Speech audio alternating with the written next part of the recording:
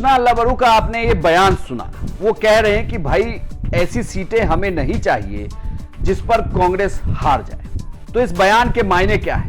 दरअसल इंडिया गठबंधन के अंदर सीटों का बंटवारा इतना आसान भी नहीं है, वो भी तब जब कुछ और सहयोगी दल इनके साथ जुड़ गए हैं।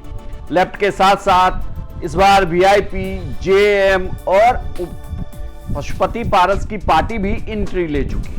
यह कहा जा रहा है कि इन पार्टियों के लिए तो बड़ी पार्टियां त्याग तब करें जब इनके बीच में आपसी सीटों का समझौता हो जाए। लेकिन सीटों का समझौता होगा कैसे? क्योंकि कांग्रेस इस बार उन सीटों को लेने के लिए तैयार नहीं है जिन सीटों पर उनकी हार हुई हो, या फिर ऐसी सीटें जिस पर लगातार पिछले 3 चुनाव में कभी महागठबंधन के उम्मीदवार जीते ही नहीं। ये जीत भी तभी हुई बीच में जब जेडीयू और आरजेडी एक साथ चुनाव लड़ी, यानी कि महागठबंधन में जब जेडीयू आई तो उन सीटों पर जेडीयू भले चुनाव जीती, लेकिन उन्हीं सीटों को जब कांग्रेस को दिया गया तो 2020 में कांग्रेस की उन सीटों पर हार हो जाती है। 2020 के चुनाव में 70 सीटों पर कांग्रेस चुनाव लड़ती है, लेकिन जीतती है सिर्फ 19। समस्या यही शुरू होती है कि कृष्णा अल्लाबरू जो बिहार में कांग्रेस के प्रभारी हैं, वो बार बार इसी पर मंथन कर रहे हैं कि अगर सीटें छोड़ी जाएं या कम की जाएं या 70 सीटें ही लड़ी जाएं तो इसमें से सीटें होंगी कौन सी, और क्या आरजेडी उन्हें दे पाएगी ये सीटें? यही मुश्किल फंसा हुआ है दो बड़ी पार्टियों के बीच सीट बंटवारे को लेकर। यह कहा जा रहा है कि कांग्रेस पिछली बार हारी गई 51 सीटों में से 37 सीटों पर लड़ने के लिए तैयार नहीं।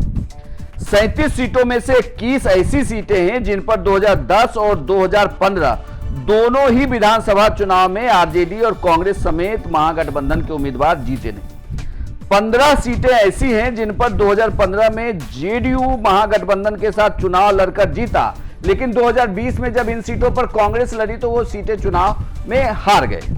कुछ सीटें तो ऐसी हैं जो 2015 में जेडीयू जीती, लेकिन जब ये सीटें कांग्रेस ने ली तो वो हार गए। फुलपरास, सुपौल, बिहारीगंज, सोनबरसा, कुशेश्वर स्थान, बेनीपुर, कुचायकोट, वैशाली, बेलदौर, हरनौत, सुल्तानगंज, अमरपुर, राजगीर, नालंदा और टिकारी। 2015 में जेडीयू इन सीटों पर चुनाव जीतती है, लेकिन 2020 में कांग्रेस इन सीटों पर हारती है। लेकिन वहीं कांग्रेस 2020 में जिन सीटों पर हारी 2015 में उनमें जीती थी, वो भी सीट थी नरकटियागंज, बेतिया, रीगा, बेनीपट्टी, बहादुरगंज, अमौर, कोढ़ा, रोसड़ा, बेगूसराय, कहलगांव, बरबीघा, वजीरगंज, सिकंदरा। दरअसल ये कहा जा रहा है कि कांग्रेस जिन 37 सीटों को लेकर फंसी हुई है उसका समाधान निकलना इसलिए मुश्किल हो गया है क्योंकि इन सीटों पर अगर आरजेडी चुनाव लड़ती है तो आरजेडी के लिए वोट ट्रांसफर करना थोड़ा मुश्किल होगा। यह कहा जा रहा है कि ये सीटें सभी दलों में बराबर बांटी जाए, लेकिन जब त्याग करने की बात होगी तो क्या ये सीटें वीआईपी, जेएम या इस बार जो पशुपति पारस की पार्टी ने एंट्री ली है, क्या उन्हें दे दी जाएगी? अगर उन्हें दे भी दी जाती है तो आखिर इस पर जीत सुनिश्चित कैसे किया जाएगा? क्योंकि अगर दो बड़े प्लेयर ही इस पे चुनाव लड़ना नहीं चाहते तो क्या वो अपना वोट ट्रांसफर करवा पाएंगे इन छोटी पार्टियों को? यह भी देखना दिलचस्प हो जाएगा। लेकिन बड़ी लड़ाई इसी बात की है कि 37 सीटें फंसी हुई हैं और इन सीटों पर समाधान निकलेगा कैसे, त्याग करेगा कौन? क्योंकि कांग्रेस बार बार कह रही है कि ऐसी सीटें नहीं चाहिए जिसे लेकर चुनाव हारा जाए। आपको यह जानकारी कैसी लगी हमें कमेंट बॉक्स में लिखकर जरूर बताएं और बिहार की तमाम खबरों के लिए आप देखते रहिए सिर्फ बिहार तक।